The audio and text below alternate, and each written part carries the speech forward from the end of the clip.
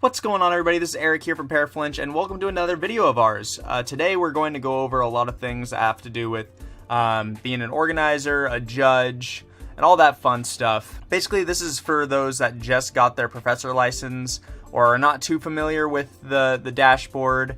This is just kind of help you to get into the interface that Pokemon provides and they want you to use as an organizer and as a judge.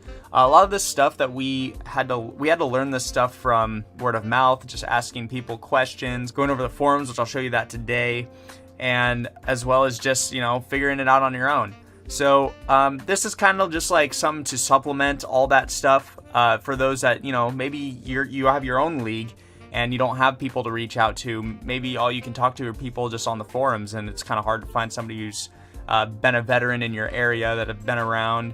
Or, there might be just something in here that you just did not know of in the first place, and, that's what I'm here for. That's what I'm here to help you guys out with. So, without further ado, once you log into Pokemon with your ID, your player ID, now this player ID is the same player ID that you basically started with in your Pokemon career, whether that's playing or if you didn't even play in the first place and you just got a player ID in order to judge or organize. You're going to receive a player ID, and the one that you use to do your test to get your organizer license or your judge license it's the same ID. So you're going to log in with your username that you set up with that player ID, as well as your password, blah blah blah, and then you come into I believe this is the first page that you're brought into. If not, you might also be brought into your OP, which is the operator, I believe, the operator dashboard, and we'll get to that in just a second. But so what I found for the quickest way for us organizers and judges to find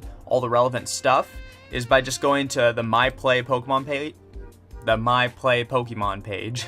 And then you'll be brought to, if you're a player just like me, you'll be brought to, your relevant, hey, you got your how many points you have for the season, blah, blah, blah. It's actually a nice new interface that they have going on rather than last year's. And so then now you got a lot more other things on the left-hand side. Now, what I've done to make this easier on myself, to reduce a couple clicking, is I've just, if you're using Google Chrome, you can favorite this page and you'll just go right into this. And I think it's pretty useful, because then you can just go, this is like the starting hub for you, and then you can go to your operator tools dashboard, or you can go into some organizer information. Again, we're going to go over all of this stuff, but let's start with the operator tools dashboard real quick. So this is if you're an organizer, we're going to go over the organizer stuff first. If you're a judge, you still want to pay attention, because I'm also going to talk about some judge things. But this is basically, for an organizer, this is like your page here. So it'll show, it's showing you right now your ranking, what you are right now. I'm about to be a stage 2 professor, actually. I'm going to take the test in a couple days here. It's coming up. And then you're going to have your judging stuff for TCG and VGC. VGC, that's correct. And then you're going to have your current activities, and this is everything that you have set up tournament-wise. So you're going to have, your league challenges. So the first, so what you can see here, this one is complete. This one was canceled. So this is canceled. This is complete, and this is sanctioned. Complete meaning you did the tournament, you went there, you organized it. Everything went well. There was enough players for it to be completely sanctioned, and then you uploaded the tournament file, and everything's groovy. Everybody got their points, etc. This is actually a pre-release. So the reason why this one was canceled was because actually both of these were the same tournament. It was a Celestial Storm pre-release, and this one wasn't showing up on the event locator, so I started a new one, and then the new one showed up, so I had to cancel this one. So that's why this is canceled. But for example, let's say you started a league challenge and there wasn't 8 people. You have to have 8 people total in the league challenge in order to have it sanctioned. Let's say you get 6, and that means you can't sanction it, so you actually have to cancel the tournament. So that's what this is: canceled, complete, and then currently sanctioned, or we'll just say SA. And yeah, so you can see my next league challenge is coming up here. I'm pretty sure actually that by the time you're watching this video, this will already have happened. And then our League Cup is coming up soon. So, yeah, we'll go over how to set up a tournament and everything for those that don't know. These are your leagues. Most of you only have one of these. I have two. I have two under my name. I basically run the ParaFlinch Pokemon League, and then I have a couple friends on the other side of town running the Retro Gaming Traders Johto League over on the other side of town. So, and then you have your professor points. This is solely just you being a professor, you doing your diligent duties, and Pokemon awarding you points. You get points by, just judging and uploading your events and just reporting on time. We'll go over all that stuff. But yeah, so they award you points, and then you can use these at the professor store. So let's just start with that. So you can just go, and it's actually really cool because they just did this. So you go to the professor's tab, professor store. They just updated this. It's pretty cool. So they have a whole bunch of cool new stuff for professors. These were always up, but then you have these cool deck boxes, which are sweet. This one existed, but I think it was updated. It looks a lot sturdier, actually. Some cool dice with those deck boxes. Not with them, they're actually separate, but same colors. The professor playmat that just came out, which is sweet. I had to order that. Some patches and then sleeves to coincide with the dice and the deck boxes. Pretty sweet. And some, I think these are new coins actually. They might be old ones, but they look, I don't know, they just look better. So whoever updated this, congrats. Whoops, sorry guys. Whoever updated this Pokemon side, you guys did a really good job with that. It's really, really sweet.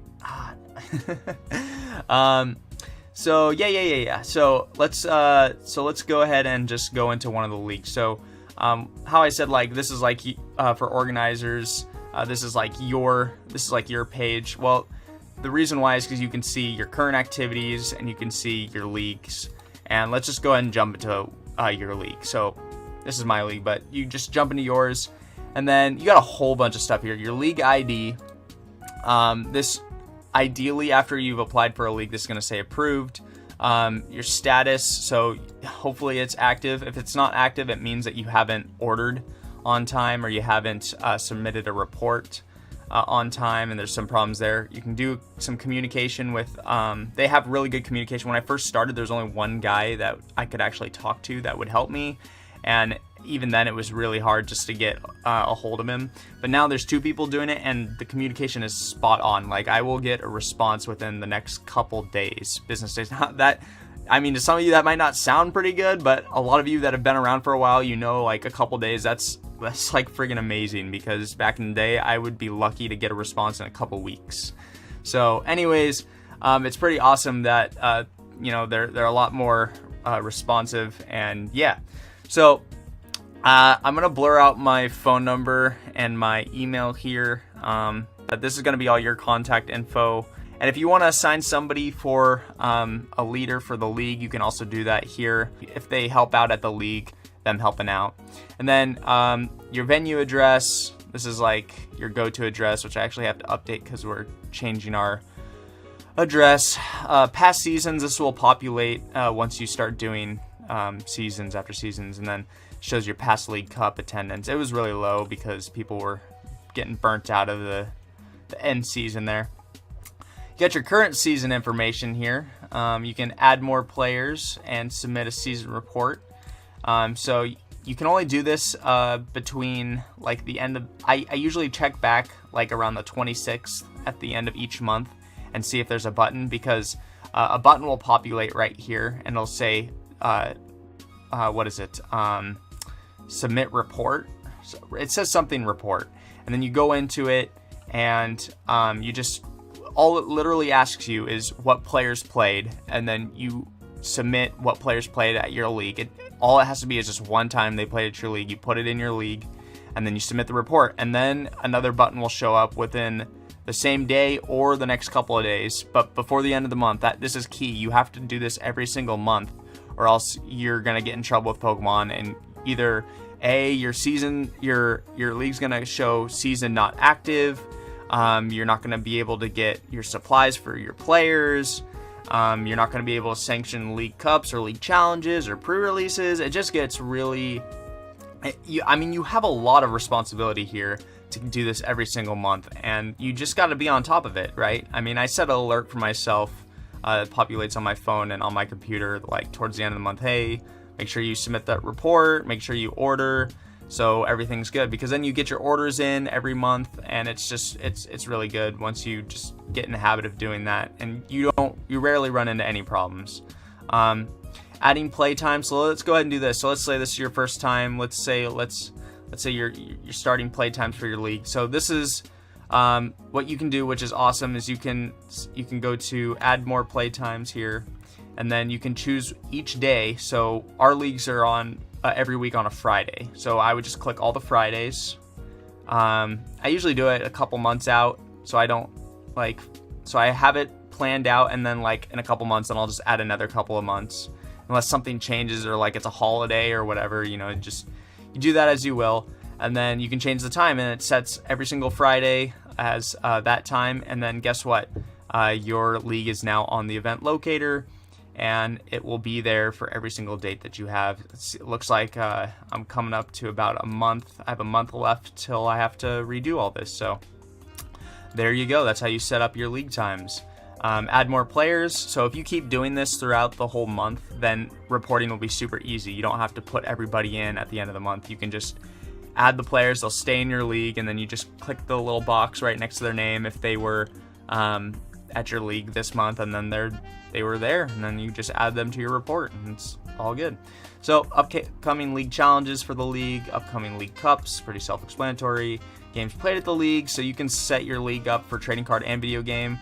We don't actually have any video game players, but I always just suggest putting video game up if if you feel like you want to, because that just means you can have video game players come play.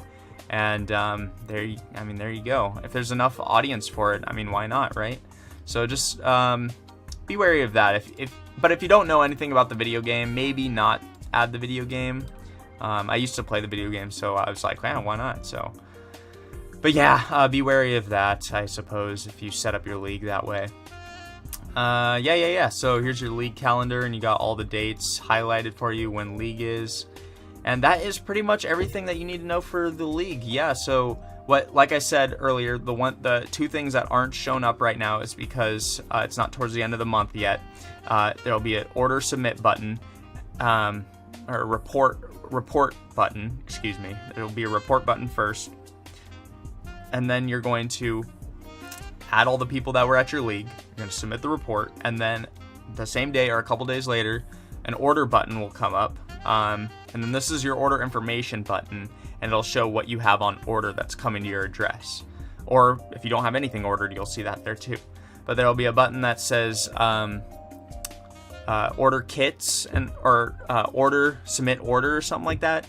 And then you will be able to add an order, and Pokemon will just tell you exactly what they're going to send you for the next month. Basically your promos, your online codes, and then if you have a League Cup, all the League Cup kit stuff, all the League Challenge stuff, and it'll all come in a box for you. Sometimes it takes a while. Sometimes, it's been like a month and a half before I got something, but usually it's within a month. They've been doing pretty good. I'm going to give them the props on that, if you will. So, all right, so let's go ahead and go back to, let's see. Yeah, the My Play Pokemon page. So let's go here.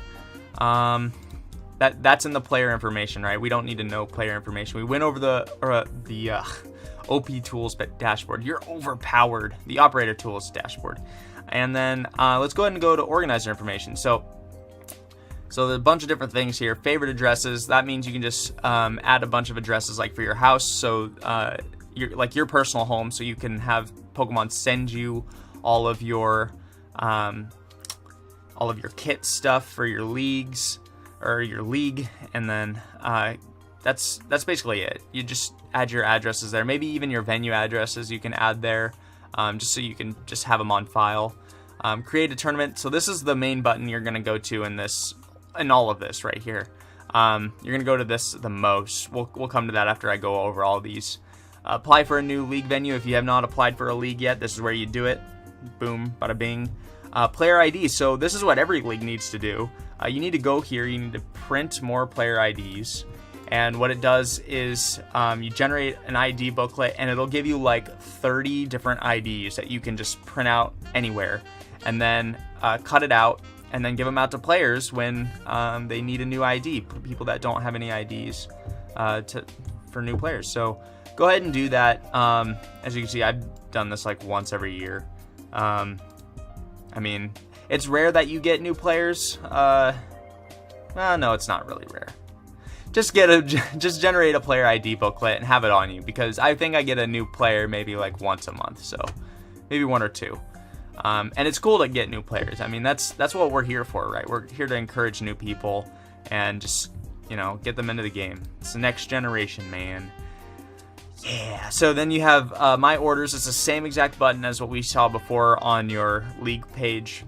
It'll show all your orders. Actually, this is probably going to show every single order for all your leagues if you have more than just one. But if you just have one league, it's going to be exactly the same. Tournament software, so every organizer needs to download this, whether you have Windows or your Mac. This is going to be your tournament software. So I will go over the tournament software in this video as well. So make sure you download this tournament software and you are ready to go. Once we get to the tournament software. It's actually right here, this button right there. Forums, so this is also really good for people that just want to like, hey, what do I do? So this is another reason why I'm making this video, is because like for basic stuff, it's kind of like hard to find stuff like that, but there's like things on these forums are like, what is this? See, can you use Stormy Winds? Let's see what this says. I mean, it's kind of like card rulings are really cool. That's just, it comes out. Let's see. Can use Stormy Winds with no cards in deck. Just curious if you can or not. And this guy said disregard. I reread the card and it says you can't. So, anyways, there are cool like card rulings that professors put on here. It's just like you can check out tournament rule. See this? This is probably like the main good stuff. Tournament rules, team discussion, all that good stuff. Tournament for tournament organizers, which you guys are. Most of you guys are watching this. This is Tom is the software, so that's what I probably should have mentioned. The name of that software that you downloaded just last page is called Tom, Tournament Organizer. I don't know what actually that M stands for. I don't know. It'll probably come to me in a second. Yeah. So and then you have you just have a bunch of cool stuff you can just look at. I get lost in here, and that's kind of like why I'm making this video. So like for basic stuff. You get kind of lost. So anyways, yeah, so go ahead and download the Tom software, and then this is the dark side of you know what, I'm not even gonna click on that. I think anybody can actually see this with the link. You don't even need to be a tournament operator. You don't need to be a professor to see this, I don't think. Maybe you do.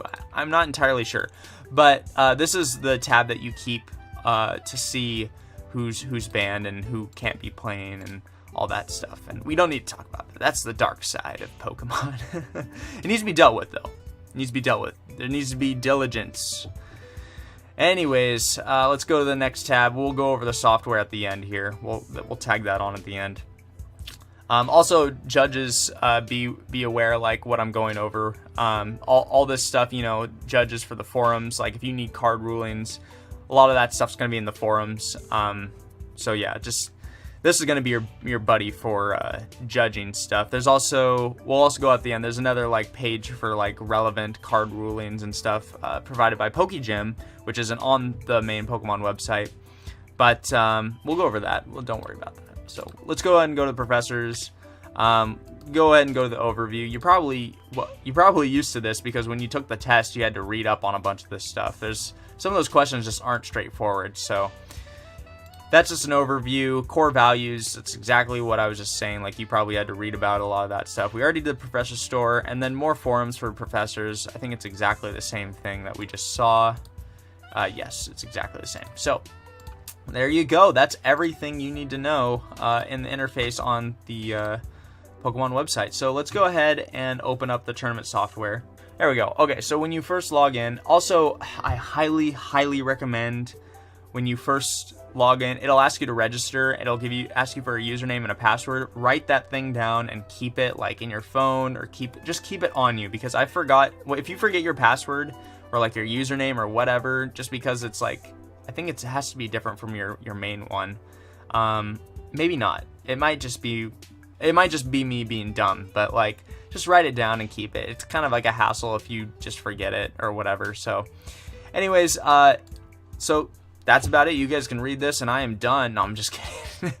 So if you want to read this, you can. We're going to go over everything on how to do a tournament right now with this software. Yeah, we don't need to read this because you guys are going to be watching this video. So cool. So first thing you want to do is you see this first nice blue box. They did it for you. They put a blue box around it. This is a new tournament. You're going to do that. And then you got a bunch of stuff here. Is there pre-release? Let's make a tournament. Let's do a League Cup. Okay, so is this a pre-release? So custom is like your own. It's not sanctioned usually. If you do custom, it's like your own deal.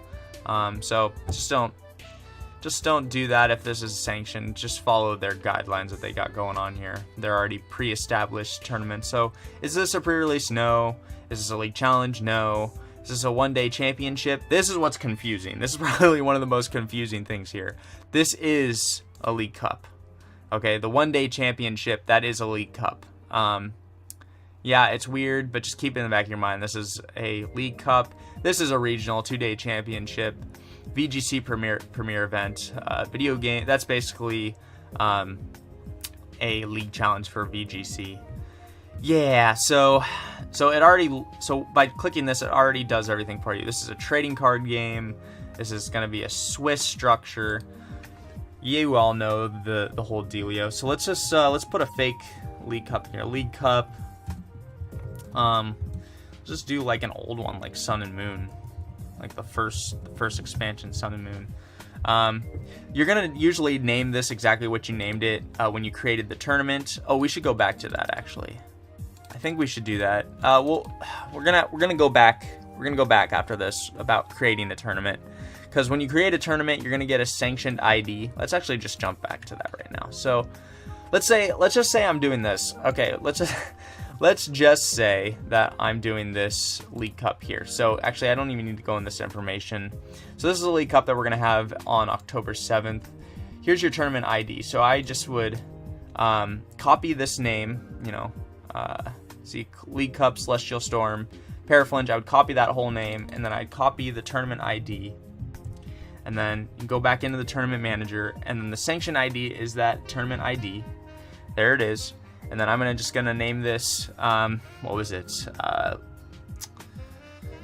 League Cup, Celestial Storm, and then ParaFlinch, I believe. Yep, just name it exactly like you had it. Ours is in Portland, Oregon. This is where you're holding the tournament. Pretty self-explanatory. And then click Next. And then save your files where you want to save them. I have a, let's see.